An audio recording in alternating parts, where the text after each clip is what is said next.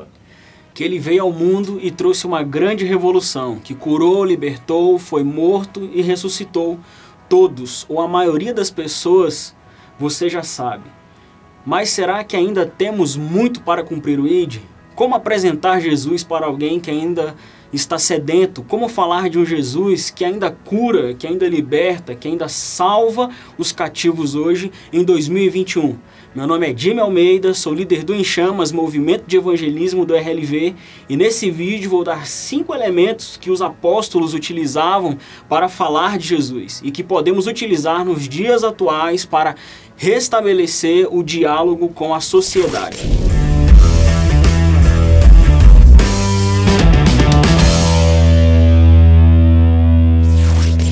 Evangelizar é apresentar Jesus Cristo. Ao evangelizar, falar de Jesus, nossa mensagem deve ser fiel e contemporânea.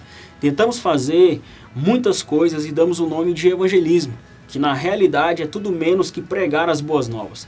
Jesus Cristo é o coração e a alma do Evangelho. Precisamos olhar para a igreja de Atos, para Paulo e Pedro, para extrair como os apóstolos apresentavam Jesus. Podemos perceber que as boas novas continham pelo menos 5 elementos. O primeiro elemento é os acontecimentos do Evangelho. É óbvio que os acontecimentos do Evangelho haviam acontecido e eram verdadeiros. Lá em 1 Coríntios capítulo 15, versículo de 3 ao 5, vai dizer: pois o que primeiramente lhes transmiti foi o que recebi, que Cristo morreu pelos nossos pecados, segundo as Escrituras. Foi sepultado e ressuscitado ao 3º dia, segundo as Escrituras. E apareceu a Pedro e depois aos 12.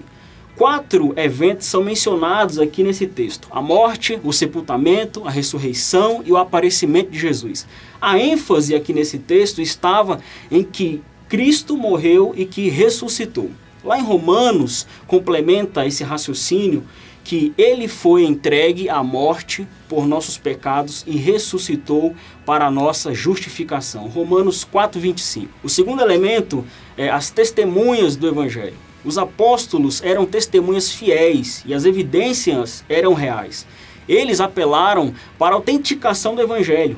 A primeira testemunha era as Escrituras. Pedro, lá em seu discurso, em Atos capítulo 3, do versículo 21 ao 24, ele vai dizer que desde Samuel os profetas profetizaram os dias que estavam acontecendo naquele período. A sua ressurreição e o subsequente derramamento do Espírito Santo aconteceriam todos em cumprimento à profecia messiânica. Era evidente que a nova era havia chegado e que Cristo a havia inaugurado naquele tempo. A segunda testemunha era a evidência dos olhos dos próprios apóstolos. Lá em 1 João, capítulo 1, versículo 1, vai dizer que eles viram, que eles ouviram, que eles apalparam Jesus Cristo. Isso existe uma grande verdade. E lá em Lucas, capítulo 24, 48, vai dizer: vocês são testemunhas destas coisas. Lá em Atos, capítulo 1, versículo 8, vai dizer que eles receberam poder do Espírito Santo. Receberam poder, porque eles eram testemunhas fiéis. Foi algo que foi derramado sobre toda a igreja. E o versículo finaliza que eles avançariam com o Evangelho, com o testemunho de Jesus Cristo até os confins da terra. O terceiro elemento é as declarações do Evangelho. Jesus é Senhor e Salvador. Lá em Romanos capítulo 10, versículo 9, diz que se você confessar com a sua boca que Jesus é Senhor e crer em seu coração que Deus o ressuscitou dentre os mortos, será salvo. Lá em Romanos capítulo 14, versículo 9, vai dizer: por esta razão Cristo morreu e voltou a viver, para ser Senhor de vivos e de mortos. O que Paulo está enfatizando nesses textos é que o senhorio e a soberania de Jesus são consequências diretas de sua morte e ressurreição. Salmo 110, capítulo 1 vai dizer: assenta-te à minha direita até que eu faça dos teus inimigos um estrado para os teus pés. Essa afirmação declara que Jesus está à destra de Deus e de que Ele é Salvador e de que Ele é Senhor. O quarto elemento é as promessas do Evangelho. Quais são as promessas que Jesus oferece aos que vêm a Ele? O que Jesus oferece não é para ser vivido apenas quando Ele voltar em sua grande glória. Precisamos viver as promessas do reino aqui e agora. Lá em Atos, capítulo 2, versículo 38, vai dizer que as promessas é a remissão dos pecados e o dom do Espírito Santo. Jesus oferece mais do que o perdão do que nós erramos no nosso passado. Ele oferece também uma nova vida no presente por meio do novo nascimento e da habitação do Espírito Santo. Nós não devemos separar as duas coisas. São promessas que Deus agregou, o perdão e o Espírito Santo. A salvação nos proporciona o perdão e o dom do Espírito Santo dentro de nós. O quinto elemento são as exigências do Evangelho para arrepender-se, para crer. Passamos do que Jesus fez, do que Ele promete, para nos atentarmos ao que Ele requer de nós hoje. Lá em Atos capítulo 3, versículo 19, vai dizer: arrependam-se.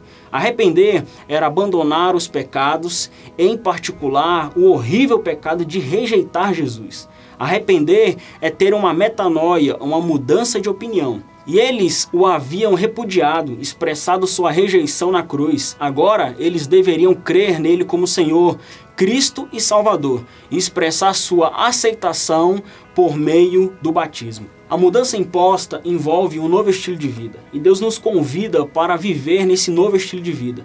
Ao observarmos esses 5 elementos, nós podemos perceber que é a base de todo o Evangelho. E nossa mensagem deve estar firme nesses 5 elementos. Se você quer aprender mais sobre evangelismo, sobre andar como Jesus na terra, buscando exalar sua verdadeira identidade, participe do nosso evento Essência, que acontecerá dia 13 de novembro. As vagas são limitadas e para você ganhar a sua, você precisa se inscrever pelo link que está na descrição aqui embaixo deste vídeo e também no primeiro comentário fixado. Participe e ative sua essência, se inscreva no canal e aproveite para assistir a mais vídeos como esse.